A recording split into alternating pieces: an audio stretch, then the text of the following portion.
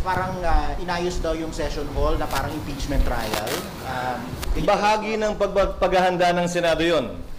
In-inspection kung kinain na nga ba ng anay yung mga dating ginamit na lamesa at witness stand, nilocate, nilagay sa kanya-kanya mga lugar, at nang makita kung ano pa yung mga kailangan gawin at paghandaan. Dahil gaya ng sinabi ko, dahil naisampa na ang impeachment, may katiyakan na magkakaroon ng impeachment trial at kailangan itong paghandaan ng Senado. Hindi namin inaaksaya yung aming panahon bagaman recess sa paghahanda kaugnay nito. Sir, does it mean the trial is imminent or are you sticking to the original pronouncement na it will be after the SONA? Wala namang magaganap dahil recess. Ulitin ko, ano man ang sinasabi ni Numan, hanggat walang sesyon at hindi na-convene ng may sesyon, walang trial na pwede maganap habang kami naka-recess. Klaro at maliwanag sa rules namin yun. Sir, meron ding inihaing petition kahapon yung Davao City Councilors and kanina mismong si Vice President Sara Duterte nag-file din ng petition sa Supreme Court. I think yung kay VP is a petition for certiorari. What do you make of all these petitions? Marahil providential na hindi kami natuloy sa trial dahil nag-recess kami para lahat ng mga bagay na ito ay maidulog na sa Korte Suprema, mapagpasahan na ng Korte Suprema para wala nang pipigil o aantala pa sa trial ng Senado na mga ganitong uri ng teknikalidad o issue na maaaring i-bring up ng nasasakdal na si VP Sara. So may sapat na panahon ang Korte Suprema para resolbahan at sagutin ang lahat ng mga isyong ito bago pa man mag-convene ang impeachment court. Sir, you're assuming that there will be a ruling before June 2. But what if there's no ruling by June 2 or by Sinide? Again, the Senate will perform its duty and function under the Constitution unless there is a TRO, a temporary restraining order or a preliminary injunction issued by the Supreme Court. Absent that, we will continue with our duty regardless of the pendency of any case thus filed as of now or that may be filed in the future. Sir, may last question bago ko ipasa sa iba. Meron in the past na mga nagpapa-inhibit sa mga senador. Kapag ka ba meron nag-inhibit, does it make securing a conviction easier? Meaning, bababa yung threshold ng 2/3? Hindi. Ang inhibition ay voluntary sa parte ng sinumang impeachment judge.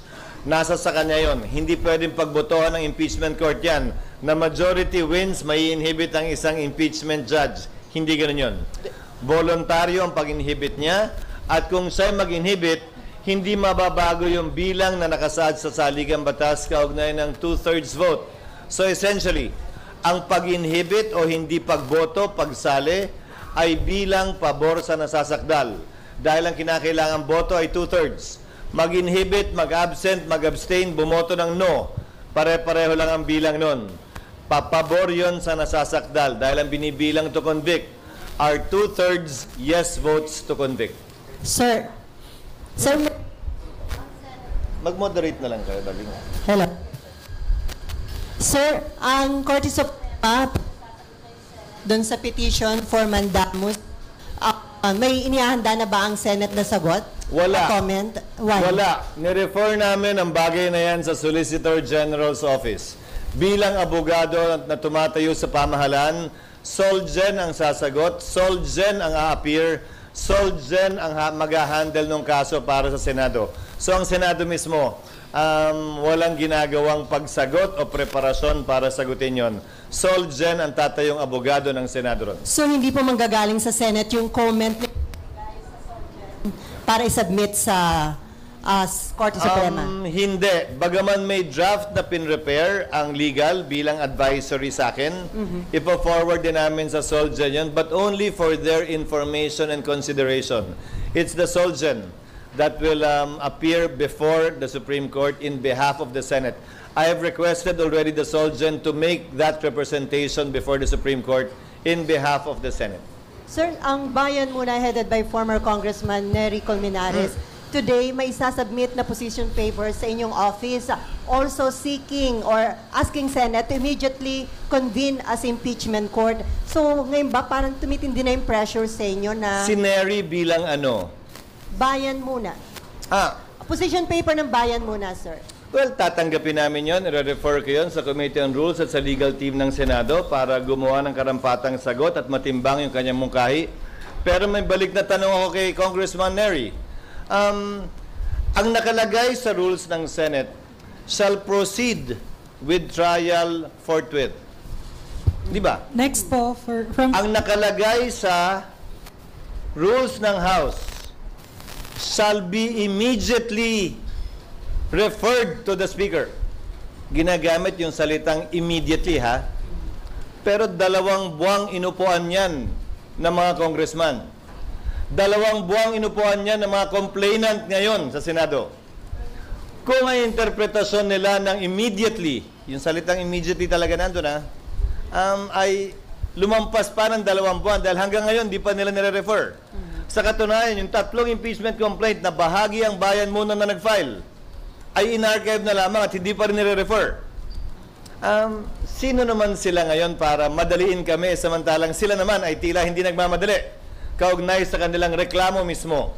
Dagdag pa, gaya ng sinabi ko, hindi namin pwedeng ma-refer na yan at ma-convene yung court nang walang sesyon ng Senado. Sir, Pero i-refer namin yun sa aming mga legal teams para makonsidera yung kanilang mga suggestion. Last na lang, sir. Kasama doon sa kanilang opposition paper, yung gamitin nyo na lang daw yung na-approve at na-publish na impeachment rules ng 19 Congress. Pwede naman talaga namin gamitin yon at isa yon sa pinag-aaralan namin. Dahil pag may binago kami sa rules na makakaapekto sa substantive rights ng kasalukuyang nasasakdal na si VP Sara, baka magreklamo na naman siya na, uy, binago lang talaga to para sa akin. Sadyang para patamaan ako, gamitin laban sa akin. So isa yun sa konsiderasyon sa pagbabago namin ng rules. Na ang babaguhin namin ay yung mga dapat baguhin na hindi naman makakaapekto sa kasalukuyang mga karapatan ni Vice President Duterte. So iko-considera po namin yon.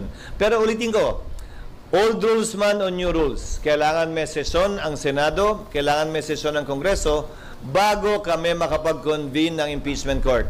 Bilang huling sagot sa katanungan mo, may pressure ba sa akin? Wala.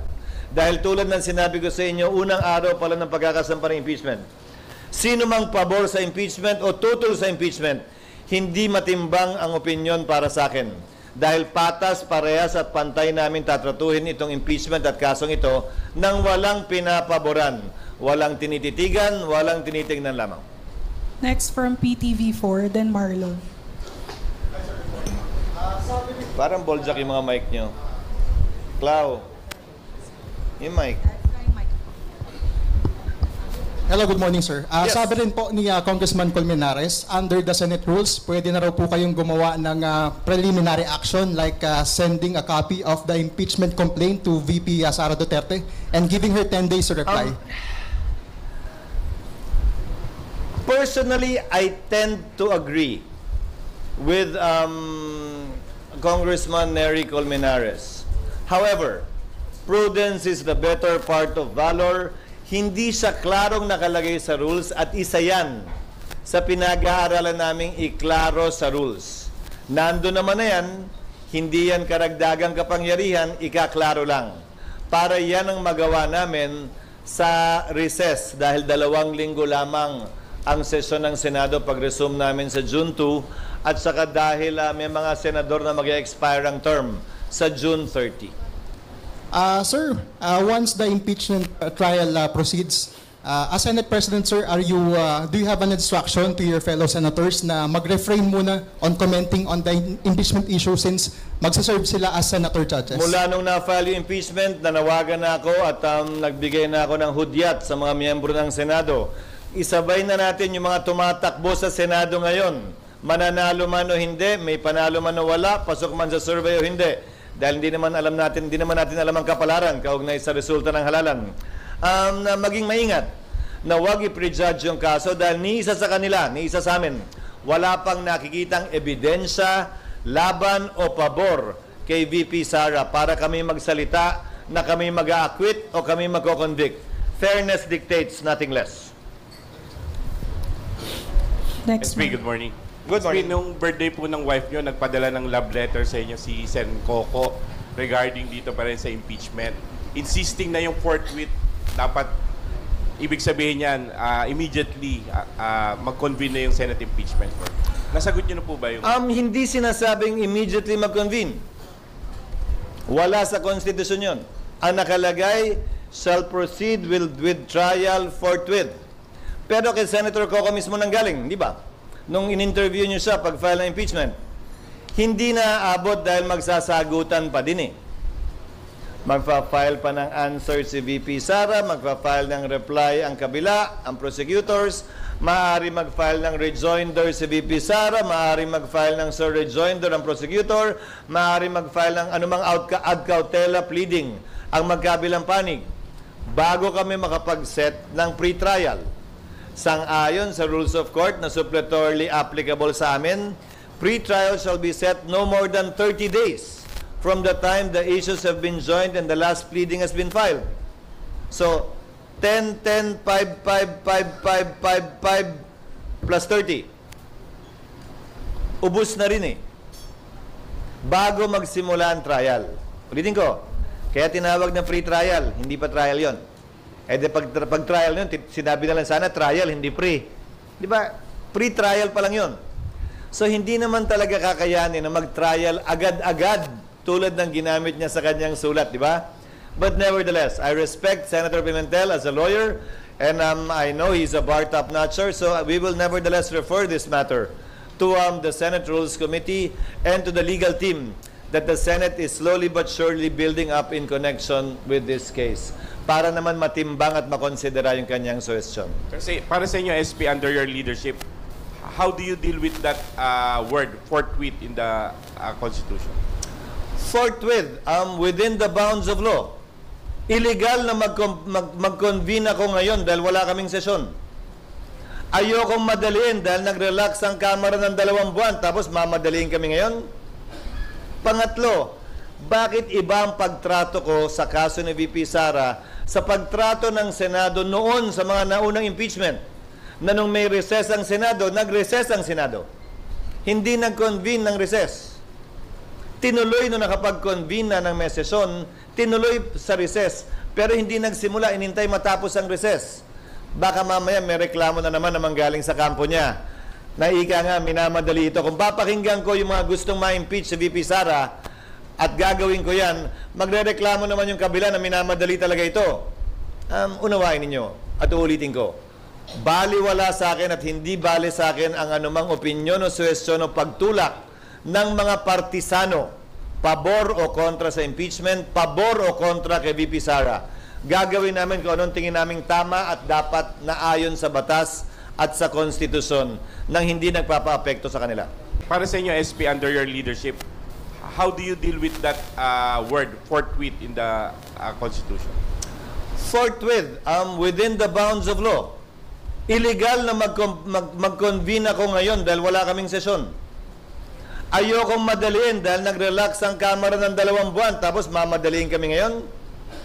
Pangatlo, bakit iba ang pagtrato ko sa kaso ni VP Sara sa pagtrato ng Senado noon sa mga naunang impeachment? Na nung may recess ang Senado, nag-recess ang Senado. Hindi nag-convene ng recess. Tinuloy nung nakapag-convene na ng may sesyon, tinuloy sa recess, pero hindi nagsimula, inintay matapos ang recess. Baka mamaya may reklamo na naman galing sa kampo niya. Na ika nga, minamadali ito. Kung papakinggan ko yung mga gustong ma-impeach si VP Sara at gagawin ko yan, magre-reklamo naman yung kabila na minamadali talaga ito. Unawain ninyo at uulitin ko. Baliwala sa akin at hindi bali sa akin ang anumang opinyon o suwestyon o pagtulak ng mga partisano, pabor o kontra sa impeachment, pabor o kontra kay VP Sara. Gagawin namin kung anong tingin naming tama at dapat na ayon sa batas at sa konstitusyon nang hindi nagpapa-apekto sa kanila. Sir, will you ask the President to have a special session of Congress? No. I said that already because under the Constitution, I can only ask for that with after consultation with the majority and minority floor leaders and with the consent of the Speaker of the House for urgent legislation. You yourselves already know that impeachment is totally different from legislation or the passing of laws. Thank you, SP.